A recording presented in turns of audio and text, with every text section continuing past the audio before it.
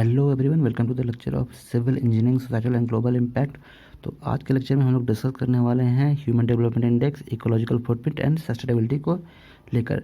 तो अब तक हम लोग डिस्कस किया कि अब तक जो है जो डेवलपमेंट हुआ है उससे हम लोग का प्रेजेंट डे वर्ल्ड का स्टेटस क्या है, हम लोग ने कितना डेवलपमेंट किया है। पर उस डेवलपमेंट को मेजर करने के लिए कुछ पैरामीटर तो होना चाहिए। उस पैरामीटर के अकॉर्डिंग ही हम लोग चेक कर सकते हैं कि किस जो स्टेट है, कौन सा प्लेस है, कौन सी कंट्री है वो ज़्यादा डेवलपमेंट कर चुकी है। तो उसके लिए एक जो इंडेक्स आता है जो हम लोग बोलते हैं ह्यूमन डेवलपमेंट इंडेक्स। ये जो एक कंपोजिट इंडेक्स है जो कि ह्यूमन के डेवलपमेंट को पूरे वर्ल्ड में मेजर करने का एक मतलब इंडेक्स है। This index use 3 parameter to rank the countries human development. These parameters are life expectancy index, educational index and expected years of schooling, standard of living. ठीक है, तो मेजर 3 इंडेक्स हैं। पहला है लाइफ एक्सपेक्टेंसी इंडेक्स, दूसरा है average education level और third है स्टैंडर्ड ऑफ लिविंग। तो कितने साल वो बच्चे मतलब लोग जिंदा रह रहे हैं, कितने साल तक वो सरवाइव कर रहे हैं, तो उनके लिए आप एवरेज कर सकते हैं कि मतलब कि कितना एक एवरेज पर्सन का एज है वो इससे निकाल सकते हैं आप। अगर बात है कि एजुकेशन लेवल की, तो कितने लोग हैं जो मतलब कितने क्लास तक वो पढ़े हैं, कितने साल तक उन्होंने पढ़ाई की है, उससे आप निकाल सकते हैं एवरेज एजुकेशन लेवल। और स्टैंडर्ड ऑफ लिविंग निकाल सकते हैं कि उनका कितना एवरेज इनकम है। ठीक है, तो जो HDI जो इंडेक्स है पहले वो पाकिस्तानी इकोनॉमिस्ट महबूब अल हक ने डिस्कवर किया, मतलब ये दिया था उन्होंने। बाद में इंडियन इकोनॉमिस्ट अमर्त्य सेन ने इसको मतलब इम्प्रूव किया थोड़ा सा। ठीक है, तो ये जो इंडेक्स है ये यूनाइटेड नेशन डेवलपमेंट प्रोग्राम के थ्रू हर साल ये निकलता है, ये HDI रिपोर्ट। तो 2020 में जो HDI रिपोर्ट निकला था जिसका टाइटल था beyond income, beyond average, beyond today's, inequality in human development. तो कितना इनइक्वालिटी है ह्यूमन डेवलपमेंट में, उसके लेकर ये सारा इंडेक्स निकला था। तो अभी देख सकते हैं क्या स्टेटस है, मतलब कैसे कैलकुलेशन करते हैं हम लोग ह्यूमन डेवलपमेंट इंडेक्स का।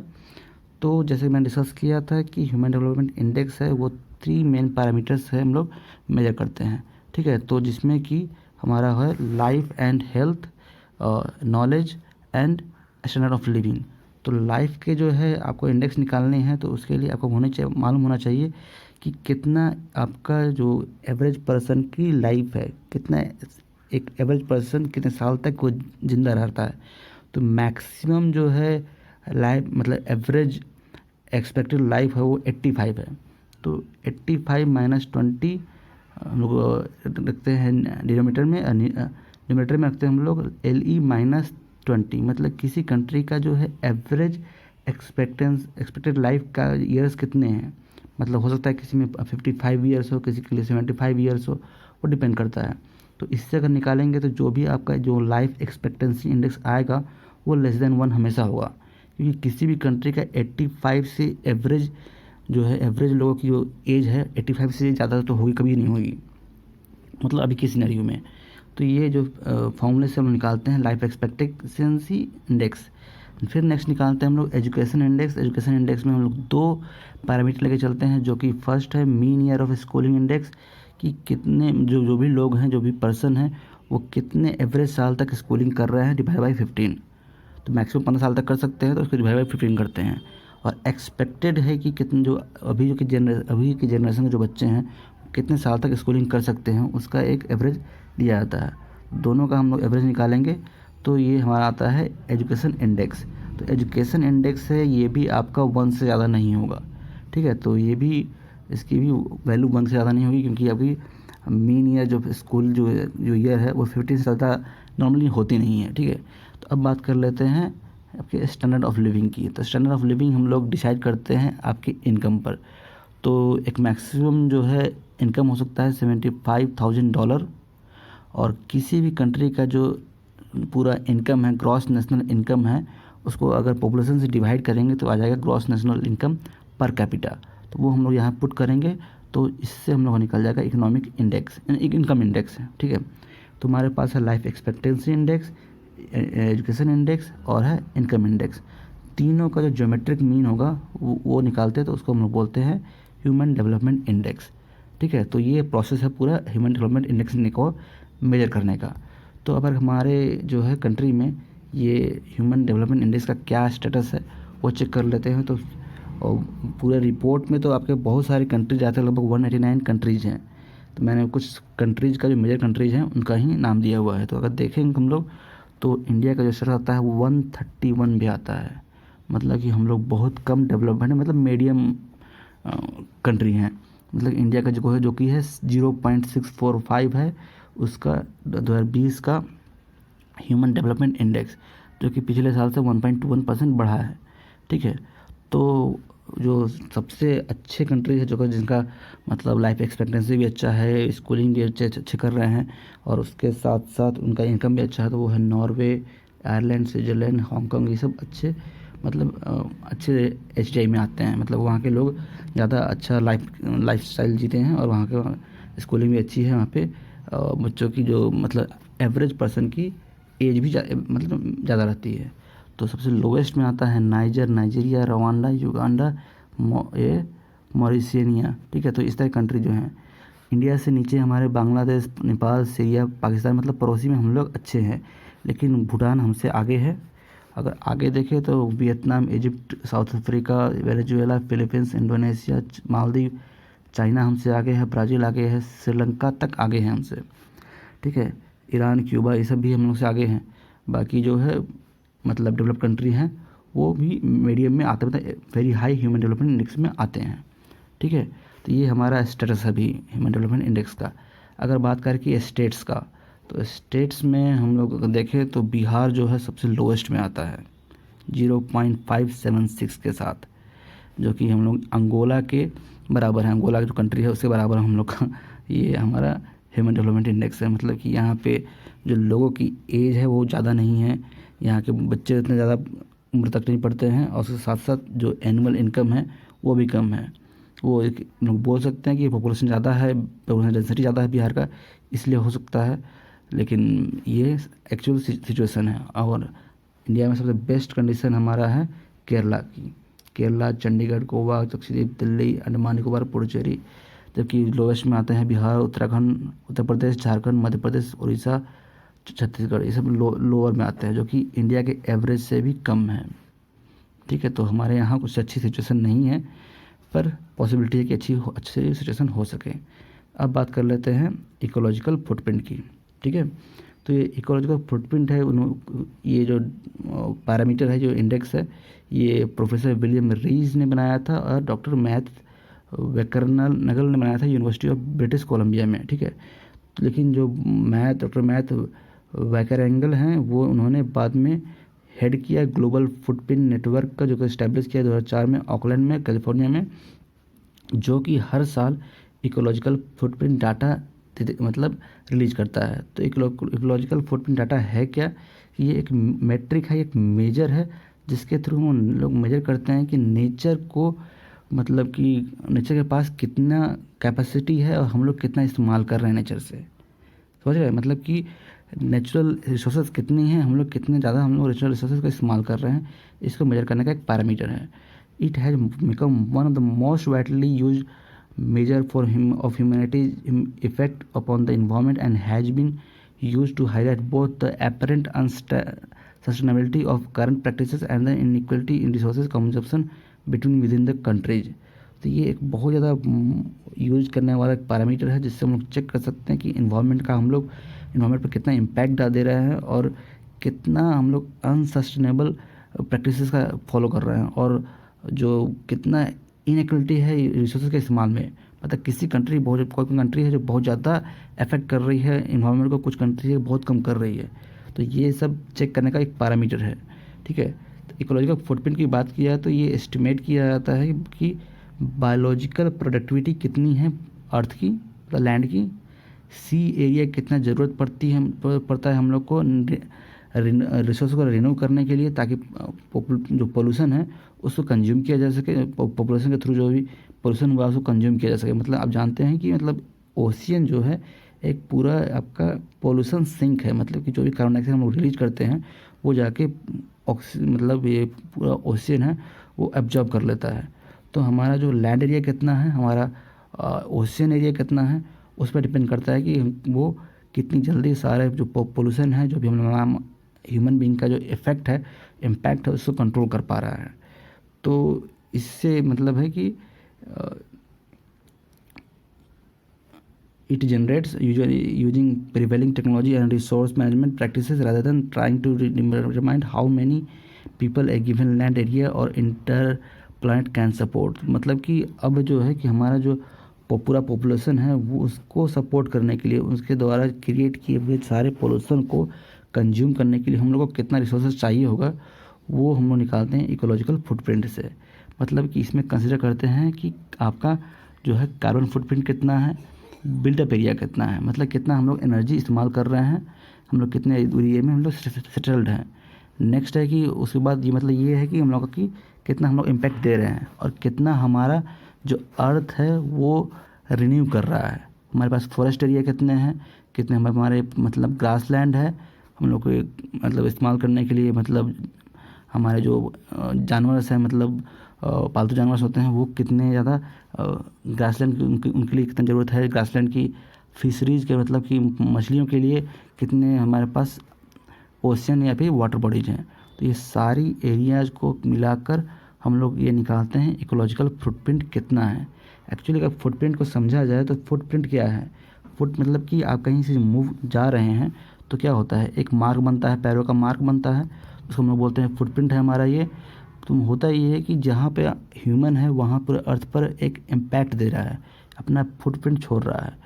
तो अगर जो हर साल जितना हम लोग फुटप्रिंट छोड़ते हैं उतना अगर नेचर उसको फिर से सारा फुटप्रिंट को मिटा देती है तो हम लोग एक सस्टेनेबल वर्ल्ड में जी रहे हैं। लेकिन अगर जो हर साल जो अर्थ है वो पूरा पोल्यूशन कंप्लीट रिमूव नहीं कर पा रही है तो हम लोग का जो है फुटप्रिंट है, हमारा जो इम्पैक्ट है वो सालों 10 साल बढ़ता जाता है। ठीक है, तो ये जो है it measures the requirement of productive area to produce wood product, marine area for fisheries, built up land for housing, infrastructure and forest land needed to absorb carbon dioxide emission from energy consumption. One can estimate the EF मतलब ecological footprint measured in global hectare at various scale for individual region, country and humanity as a whole. 1 hectare equal to 2.47 acre हम लोग लेके चलते हैं वैसे। The result figures can also be compared with how much productive area or biological capacity is available। तो इसका मतलब ये है कि हम लोग ये मेजर करते हैं कि एक पर्सन के लिए अभी पूरे वर्ल्ड के लिए कितना मतलब कि क्रॉपलैंड की ज़रूरत पड़ेगी, ग्रेजिंग लैंड की ज़रूरत पड़ेगी, फॉरेस्ट एरिया की ज़रूरत पड़ेगी, मतलब वुड प्रोडक्ट्स के लिए भी, और जो पोल्यूशन है उसको ऑब्जर्व करने के लिए मरीन एरिया की कितना ज़रूरत है हमारे पास बिल्टअप लैंड की कितनी ज़रूरत है, फॉरेस्ट लैंड की कितनी ज़रूरत है, सारी चीज़ों की हमारे जो मतलब रिक्वायरमेंट कितनी है और हमारे पास अवेलेबल कितना है। तो उससे हम लोग मेजर करते हैं कि कितना हम लोग इम्पैक्ट दे रहे हैं पूरे अर्थ पे। तो ये हम लोग जनरली निकालते हैं हेक्टेयर्स में, मतलब कि निकालते हैं हम लोग ये ग्लोबल हेक्टेयर्स में निकालते हैं किसी रीजन का, मतलब कि किसी रीजन में हमारा जो है कि कोई कंट्री है वो इतना ग्लोबल हेक्टेयर वो इम्पैक्ट दे रहा है, मतलब कि उस कंट्री को सपोर्ट करने के लिए इतने ग्लोबल हेक्टेयर एरिया की ज़रूरत पड़ेगी, लैंड एरिया और वाटर एरिया मिलाकर। ठीक है, तो उसको हम लोग इसको समझते हैं इकोलॉजिकल फुटप्रिंट से। तो इकोलॉजिकल फुटप्रिंट में हम लोग का क्या क्या जो है वो सारे एरिया मैंने बता दिया है। तो अब अगर देखा जाए तो जितना हम लोग वेस्ट प्रोड्यूस कर रहे हैं, जितना हम लोग इम्पैक्ट दे रहे हैं, बैड इम्पैक्ट दे रहे हैं, तो उसके लिए कितना रिसोर्सेज की ज़रूरत पड़ेगी, तो उसको हम लोग बोलते हैं इकोलॉजिकल फुटप्रिंट। तो इंडिया की बात करें तो 0.7 है, मतलब कि पूरे हमारे इंडिया की पॉपुलेशन जो पोल्यूशन क्रिएट कर रही है वो उसको सपोर्ट करने के लिए जो भी हमारे पास अर्थ है वो सफिशिएंट है। 0.7 जो अर्थ है वो सफिशिएंट है, मतलब हमारा जो है हम लोग सस्टेनेबल लाइफ जी रहे हैं। अगर ब्राज़ील की बात की जाए तो उसको जितना पोल्यूशन वो क्रिएट कर रहे हैं, अगर उतना पोल्यूशन अगर सारे वर्ल्ड के लोग करने लगे तो पूरे हमें 1.8 अर्थ की ज़रूरत पड़ेगी। चाइना में ज़्यादा है, इस तरह देखते हैं बढ़ते जाएँ तो यूएस को कम से कम इतना वो पोल्यूशन क्रिएट करते हैं कि पोल्यूशन को रिड्यूस करने के लिए कम से कम 5 अर्थ लगेंगे, मतलब पूरे अर्थ का 5 टाइम्स। मतलब जो डेवलप्ड कंट्री है वो बहुत हायर अमाउंट में मतलब अर्थ को इम्पैक्ट कर रहे हैं, और जो इंडिया है जो कम कर रहे हैं। बाकी और सब कंट्री है तो वो भी कम करती हैं। तो जो एवरेज जो आता है पूरे वर्ल्ड का 1.7 है। मतलब कि जो हम लोग पूरे वर्ल्ड में पोल्यूशन क्रिएट करते हैं, उसको जो पूरा अर्थ का जो नेचुरल रिसोर्सेज है वो उसको कंप्लीट ख़त्म नहीं कर पाते हैं, मतलब कि हमारा फुटप्रिंट रह जाता है वर्ल्ड पर, अर्थ पर। तो धीरे धीरे क्या होगा कि जो हमारे रिसोर्सेज हैं वो घटते जाएंगी और एक टाइम ऐसा आएगा कि मतलब पूरे रिसोर्सेज ख़त्म हो जाएगी और फिर यहाँ पे लाइफ एग्जिस्ट करना मुश्किल हो जाएगा। तो अगर आप चाहते हैं कि आप निकालें कि आप कितना इम्पैक्ट दे रहे हैं आप पूरे अर्थ पे, तो आप इस वेबसाइट पे जा सकते हैं, जो है www.footprintcalculator.org। तो आपके जो अपने रिक्वायरमेंट के अकॉर्डिंग आप जो भी एक फॉर्म फिल करेंगे इसमें, तो फॉर्म फिल करने के बाद आपको पता चलेगा कि अगर आपकी लाइफस्टाइल की तरह सारे लोग यहाँ पर अर्थ पे रहना स्टार्ट कर दे तो कितने अर्थ की ज़रूरत पड़ेगी, ये आप निकाल सकते हैं खुद से। तो आप ये भी ध्यान सकते हैं कि आपका कहाँ कहाँ ज़्यादा आप मतलब इम्पैक्ट कर रहे हैं, इस सब चीज़ को देख सकते हैं। ठीक है, तो अब एक टर्म आता है Earth overshoot day. Earth overshoot day is mark the day we have used more from nature than our planet can regenerate in the year. तो हम लोग जो इम्पैक्ट करते हैं, हम लोग जो पोल्यूशन क्रिएट करते हैं, अर्थ उसको रिमूव करती है। तो अर्थ की जो कैपेसिटी है वो कितनी है और हमारा कंजप्शन कितना है, मतलब हमारा कंजप्शन तो मेनली ज़्यादा ही है और अर्थ की कैपेसिटी कम है। तो हम लोग अगर जनवरी से स्टार्ट करते हैं तो जो अर्थ की कैपेसिटी को इस्तेमाल करते करते एक टाइम आएगा कि जब हम लोग अक्टूबर नवंबर या किसी टाइमिंग में जो अर्थ की कैपेसिटी ख़त्म हो जाएगी, मतलब कि अब उससे ज़्यादा वो पोल्यूशन को ख़त्म नहीं कर सकती। और उसके बाद जो हम लोग जो ह्यूमन बीइंग है जो पोल्यूशन क्रिएट कर रहे हैं वो अर्थ पर सस्टेन कर जाएगा। तो वो कौन सा डेट होगा जिसमें हमारी जो कैपेसिटी ख़त्म हो जाती है, उसको हम लोग बोलते हैं अर्थ ओवरशूट डे। मतलब कि 1970 में था कि पूरे वर्ल्ड को जो पूरे अर्थ को जो रिक्वायरमेंट थी पूरे अर्थ मतलब पूरे अर्थ के जो पॉपुलेशन है जो पोल्यूशन क्रिएट करते थे, वो पोल्यूशन पूरे एक अर्थ के से कंप्लीट हो जाता था। मतलब कि एक अर्थ जो है वो पूरी तरह से वो सारे पोल्यूशन को कम्प्लीटली ख़त्म कर देता था। इसलिए 1970 में लगभग दिसंबर में था ओवरशूट डे। अब जो है 2020 में आता है, ये धीरे धीरे घटते गया है। 2020 में लगभग ये अगस्त के आसपास आ गया है। मतलब कि अगस्त में जाकर ऐसा हो रहा है कि अगस्त तक, मतलब कि हम लोग ने जितना इम्पैक्ट किया है वो उतना इम्पैक्ट को अर्थ जो है वो पूरी तरह से न्यूट्रलाइज कर देगी। लेकिन अगस्त के बाद से जो हम लोग दिसंबर तक पोल्यूशन क्रिएट करेंगे वो अर्थ पे रह जाएगा। इसका मतलब यही है अर्थ ओवरशूट डे का मतलब। तो इसलिए हम लोग हर साल मतलब निकालते हैं कि अभी का सिचुएशन क्या है, हम लोग कितना अर्थ को इम्पैक्ट कर रहे हैं। जितना ये जो डे है वो अगर दूर रहेगा उतना ही ज़्यादा बेहतर है पूरे अर्थ के लिए। नहीं तो अगर जितना कम होगा उतना जल्दी धीरे धीरे अर्थ का जो रिसोर्सेज है वो डिग्रेड करेंगी। तो यहाँ पे आप देख सकते हैं कि डिफरेंट कंट्रीज़ के डिफरेंट ओवरशूट डेज है। तो सबसे कम आपका देखते हैं, सबसे अच्छा चल रहा है जमैका का, क्यूबा का, कोलंबिया, इजिप्ट, इक्वाडोर का।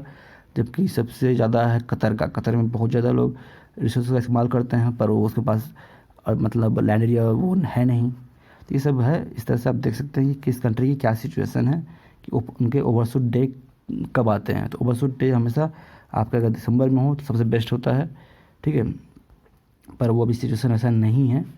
ठीक है, तो अगर हम लोग देखा जाए तो हम लोग डेवलपमेंट की बात करें तो जितना जिसको जो कंट्री जो भी जितना डेवलप्ड है उतना ज़्यादा ही वो पोल्यूशन क्रिएट करते हैं, ये वो फुटप्रिंट क्रिएट करते हैं। तो यहाँ पे आप देख सकते हैं ये जो ग्राफ है वो ह्यूमन डेवलपमेंट इंडेक्स के बीच में है और है इकोलॉजिकल फुटप्रिंट के बीच में कितना हेक्टेयर की रिक्वायरमेंट है। तो यहाँ देख सकते हैं कि जो है कि इंडिया जो है वो इस सिचुएशन में आता है, मतलब कि ह्यूमन डेवलपमेंट इंडेक्स कम है यहाँ पे हमारा और हमारा फुटप्रिंट भी कम है।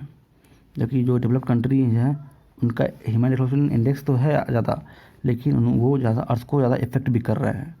तो सस्टेनेबल कंट्रीज वो होंगी जो बेस्ट कंट्री वो कही जाएंगी जो इनका इकोलॉजिकल फुटप्रिंट कम हो और ह्यूमन डेवलपमेंट इंडेक्स ज़्यादा हो। ठीक है, ये कम होना चाहिए और ज़्यादा होना चाहिए।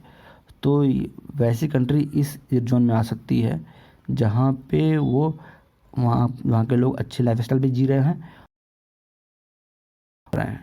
तो जबकि जो ये सब कंट्रीज हैं जो कि नज़दीक में आते हैं, क्योंकि वैसी कंट्रीज की जो लाइफस्टाइल है, जो पॉपुलेशन जो सिचुएशन है वो अगर हर जगह हो तो सबसे बेस्ट होता है, मतलब कि वो जो कंट्री है वो सस्टेनेबल लाइफ जी रहे हैं। बाकी ये जो है बहुत ज़्यादा इम्पैक्ट कर रहे हैं, जापान ये सब है, अच्छे लाइफस्टाइल तो जी रहे हैं पर पूरे अर्थ को ज़्यादा डैमेज कर रहे हैं। बाकी जो है वो डैमेज तो कम कर रहे हैं पर उनकी लाइफस्टाइल भी अच्छी नहीं है। तो अभी जो कुछ कंट्रीज है जैसे कि Algeria, Colombia, Cuba, Ecuador, Georgia, Jamaica, Jordan, Sri Lanka, ये सब ऐसे कंट्रीज हैं जिनकी जो है ह्यूमन डेवलपमेंट इंडेक्स भी अच्छी है, और मतलब बात की जाए कि मतलब इम्पैक्ट भी कम है। तो इनके हम लोग को इनसे हम लोग इंस्पायर होकर सीखना चाहिए क्या सिचुएशन किस तरह से मेंटेन किया जाए कि हम लोग सस्टेनेबल लाइफ बना सकें। सस्टेनेबिलिटी की बात की जाए तो sustainability is the meeting the needs of present generation without comparing the ability of future generation to meet their own need. तो सस्टेनेबल हम लोग अर्थ तभी बना सकते हैं जब हम लोग प्रेजेंट जनरेशन को नीड को प्रोवाइड करते हुए भी अब आपके आगे जो आने वाले जनरेशन्स को जो ज़रूरत है उसको भी पूरा कर सकें। तो सस्टेनेबिलिटी तभी पॉसिबल हो सकती है, मतलब कि जितना हम लोग पोल्यूशन क्रिएट कर रहे हैं वो हमारा जो अर्थ है वो कंज्यूम कर जाए। जैसे मैंने पहले बताया था कि इकोलॉजिकल फुटप्रिंट जो है वो अगर 1 से कम रहेगा, 1 अर्थ से कम रहेगा तो बेस्ट है। तो अगर उसकी क्या क्या टिप्स हैं, क्या क्या प्रोसेस हो सकती है, तो वो है हम लोग हो जाए मतलब गो जीरो वेस्ट को कम से कम इस्तेमाल क्रिएट करें। By only what you need, जितना ज़रूरत है उतना ही इस्तेमाल खरीदें हम लोग। प्लास्टिक बैग्स को इस्तेमाल करें, रिचार्जेबल बैटरी का इस्तेमाल करें। सेल और donate your old cell phone, मतलब जो भी है कोई भी मटेरियल को वेस्ट नहीं करना है, बस उसको रिसाइकिल करना है जहाँ जहाँ। Recycle your plastic bottles, recycle rechargeable batteries, use energy efficient devices, use greener transportation, buy greener energy, power saving features, conserve water. तो इसी ऐसे मतलब ऐसे स्टेप्स लेकर हम लोग जो अपना जो इम्पैक्ट है अर्थ पर वो कम कर सकते हैं। और इसके लिए अब धीरे धीरे बहुत सारी चीज़ें जो है वो एफिशिएंट मतलब एफिशिएंट टेक्नोलॉजी की तरफ हम लोग मूव कर रहे हैं। तो जैसा कि आप लोग देखते भी होंगे कि अब हम लोग जो कार्स भी डेवलप की जा रही है तो वो कार्स भी अब इलेक्ट्रिक कार्स ही मैक्सिमम डेवलप की जा रही है। तो इसकी वजह से हम लोग सस्टेनेबिलिटी की तरफ मूव कर सकते हैं। ठीक है, तो अगर बात की जाए कि इंडिया की क्या सिचुएशन है वर्ल्ड के रैंकिंग में, तो कुछ मैंने इंडेक्स के बारे में यहाँ पे डिस्कस किया है। वो है कि अगर देखा जाए तो यहाँ पे ये है ग्लोबल मैन्युफैक्चरिंग लिस्ट में हम लोग 3rd रैंक में हैं। अच्छी बात है कि हम लोग मतलब चाइना के आसपास में हैं। लार्जेस्ट मिलिट्री में भी हम लोग सही हैं। ग्लोबल क्लाइमेट रिस्क में 5th है, मतलब कि हम लोग के पास क्लाइमेट पर रिस्क अभी भी है ज़्यादा। क्लाइमेट चेंज में हम लोग 9th पे हैं, जबकि स्वीडन में मतलब ये अच्छी बात नहीं है इसमें। स्टार्टअप में 23 है, ठीक ठाक ही हैं वैसे। इंक्लूसिव इंटरनेट में हम लोग 46 में हैं, ताकि ज़्यादा स्वीडन में इस्तेमाल करते हैं। ग्लोबल इनोवेशन में 48 है, तो पीछे हैं। टैलेंट में हम लोग 59 पे हैं। ईज ऑफ डूइंग बिजनेस में 63, ये अच्छी बात नहीं है उतनी। कॉम्पिटेटिवनेस में इंडेक्स में 72 है। एनर्जी ट्रांजिशन में हम लोग 74, सस्टेनेबिलिटी इंडेक्स में 77, इसको और आगे जाने की ज़रूरत है। करप्शन में भी 80 पे हैं। इंटरनेशनल स्मार्ट सिटी में 85 में है, इसको भी आगे जाने की ज़रूरत है। ग्लोबल हंगर इंडेक्स में 94 पे हैं, मतलब इसको ये सही है नहीं है, इसमें भी इम्प्रूवमेंट करने की ज़रूरत है। इकोनॉमिक फ्रीडम में 105, ग्लोबल जेंडर गैप में 112, ग्लोबल चाइल्डहुड इंडेक्स में 113, ह्यूमन कैपिटल इंडेक्स 116, ये ह्यूमन डेवलपमेंट इंडेक्स 129 है जो कि 2019 का, जबकि 2020 में 131 पीछे चले आए हैं, दो स्टेप पीछे चले आए हम लोग। वर्ल्ड हैप्पीनेस में 144, बहुत पीछे हम लोग।